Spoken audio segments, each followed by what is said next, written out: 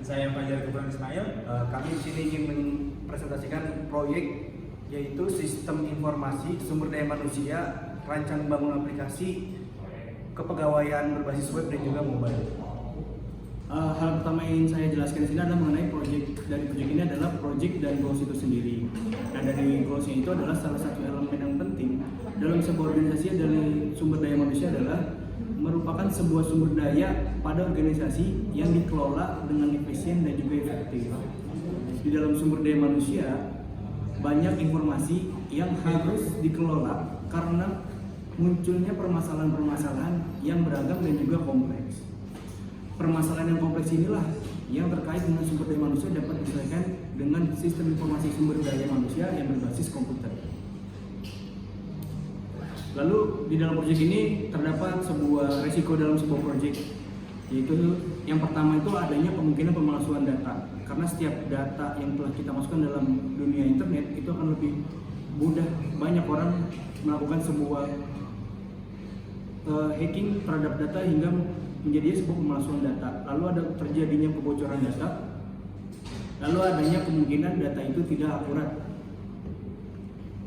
Mengenai proyek ini, di dalam proyek ini terdapat scope ruang lingkup. Jadi ruang lingkup itu adalah aplikasi berbasis web dan mobile yang dapat berjalan dengan baik pada web browser dan juga handphone.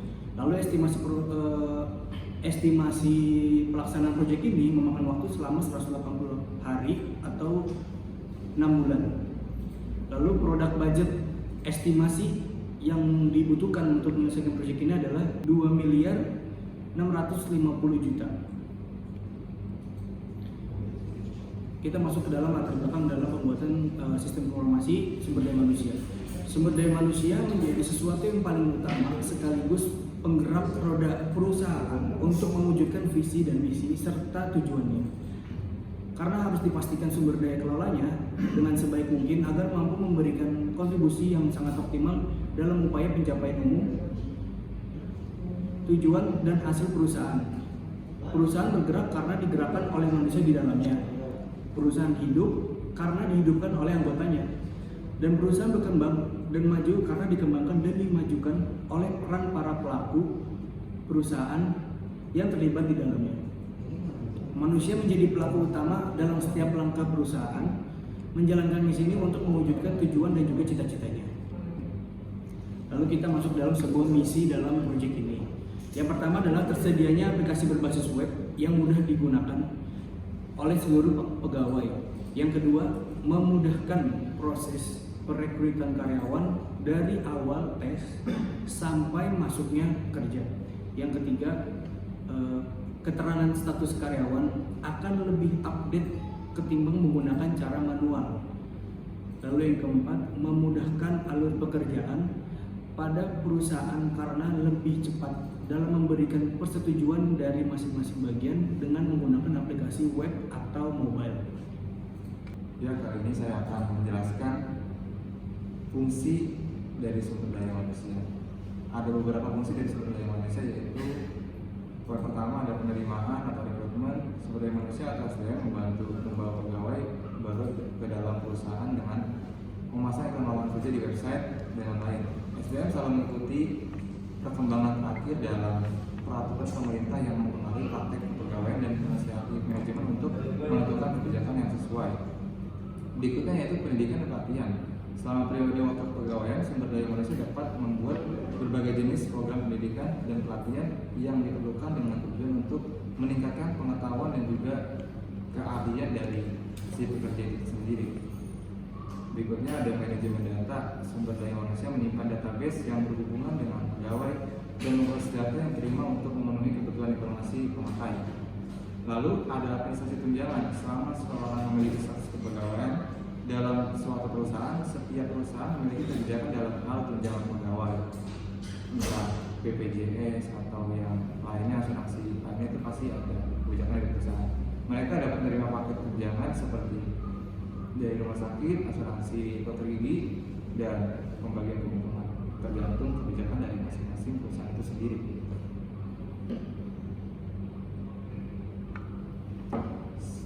Selanjutnya, data apa saja yang dibutuhkan. pertama data sumber daya manusia, mulai dari biografi pegawai, keluarga pegawai, pekerjaan pegawai, cuti pegawai, pendidikan pegawai, keahlian pegawai, bahasa pegawai, bakat pegawai, niat pegawai, dan nilai background pegawai. Berikutnya kita juga menemukan kebutuhan data mutasi, yaitu jabatan dan golongan. Lalu masa pensiun dan laporan-laporan terkait yang memang diperlukan. Berikut adalah database sumber daya manusia yang terdiri dari alamat, tempat tanggal lahir, kewarganegaraan, departemen, divisi, pendidikan, nomor pegawai, lokasi kerja, jabatan, status gaji, pensiun, tingkat kerja, jenis kelamin, keahlian, dan telepon. Model sistem informasi sumber daya manusia. Poin pertama, terdapat subsistem perencanaan kerja, suatu subsistem perencanaan di mana manajemen dalam sebuah perusahaan memiliki tugas dalam mengidentifikasi kebutuhan pegawai di masa yang akan datang. Lalu subsistem perekrutan, pada subsistem ini terdapat suatu kegiatan atau aplikasi yang dapat dilakukan, yaitu pencarian internal dan aplikasi pelacak. Lalu subsistem manajemen angkatan kerja, pada subsistem ini merupakan sebuah output yang terbesar karena di dalam terdapat banyak aplikasi tetapi sedikit perusahaan yang bisa menggunakannya. Sistem yang dapat digunakan sebagai berikut: nilai kinerja pegawai, pelatihan dan pengembangan, kontrol posisi, dan lainnya.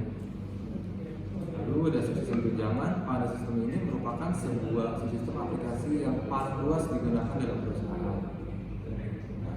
Lalu ada subsistem benefit. Tujuan pada aplikasi ini mengarah kepada subsistem tunjangan yang merupakan pegawai masih aktif bekerja dan yang telah pensiun.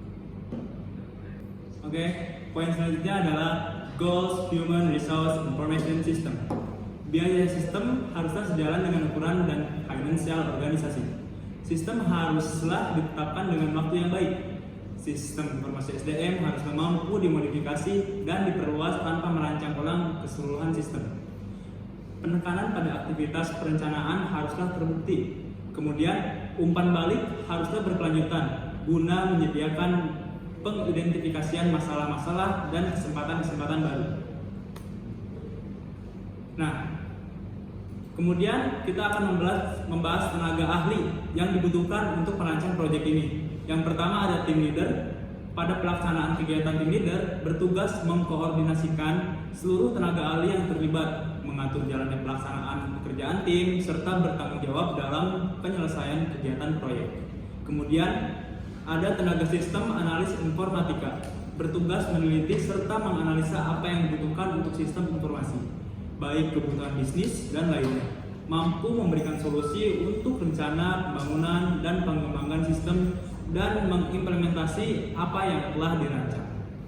Kemudian tenaga selanjutnya adalah tenaga ahli database, bertanggung jawab atas kegiatan yang berkaitan dengan pengolahan sistem data yang berhubungan dengan pengembangan sistem informasi serta pengembangan struktur database, instalasi, dan konfigurasi database.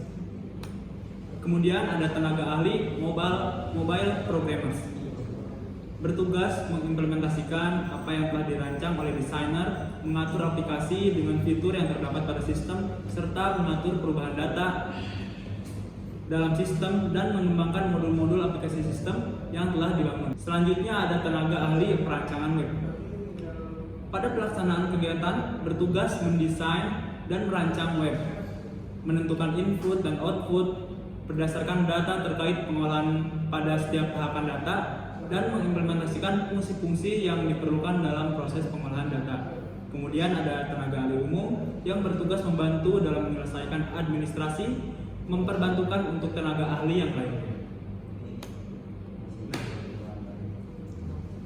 Poin selanjutnya adalah waktu dan pelaksanaan kegiatan. Di sini terdapat beberapa kegiatan serta estimasi waktu yang diperlukan dalam pengembangan proyek ini. Di sini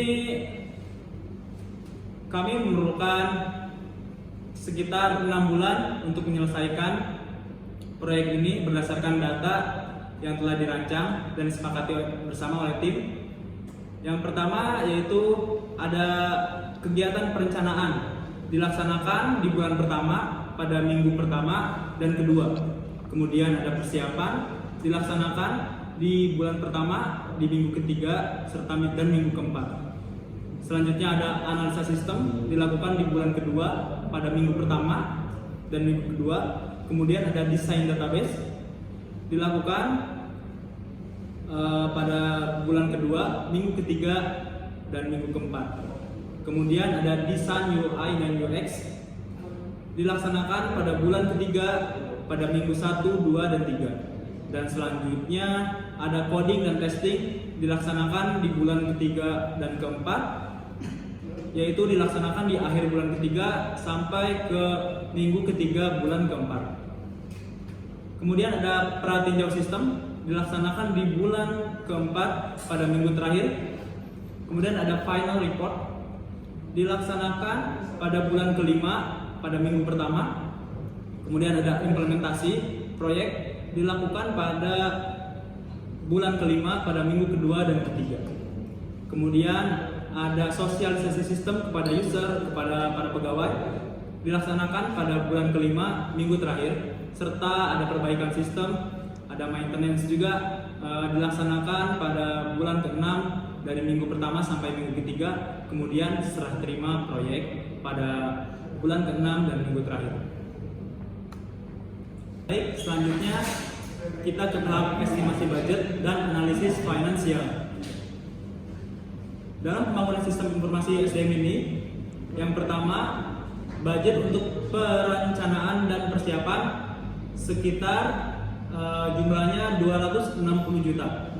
Di mana di sini keterangannya ada perlengkapan personil 20 orang dengan total budget sekitar 2 juta. Kemudian perlengkapan komputer dengan perlengkapan komputer yaitu tenaga ahlinya sekitar 17 orang dengan budget 170 juta. Kemudian selanjutnya ada analisis sistem di mana memerlukan biaya sekitar 33 juta 600. Kemudian selanjutnya ada desain database. Di sini kita membutuhkan biaya sebesar 38 juta 400. Kemudian ada desain aplikasi. Di sini kita membutuhkan biaya sekitar 50 juta 400. Dan berikut adalah detail dari budgeting kami. Selanjutnya ada pembuatan program. Kemudian pembuatan program ini kita memerlukan budget sebesar 95 juta. Kemudian ada instalasi program. Kami memerlukan budget 7 juta 200. Selanjutnya ada training, pelatihan user. Untuk kegiatan ini kami memerlukan budget sekitar 2.750.000. Kemudian ada perbaikan sistem, maintenance. Kami memerlukan budget biaya yaitu 84 juta. Kemudian ada administrasi dan lain-lain. Di sini kami memerlukan sekitar 8 juta. Jadi total keseluruhan dari estimasi budget dan analisis finansial adalah sekitar 606 juta 950.000. Sekian presentasi proyek yang kami jalankan. Terima kasih atas perhatiannya. Wassalamualaikum warahmatullahi wabarakatuh. Kami mangga kuliah di Teknik Barisan.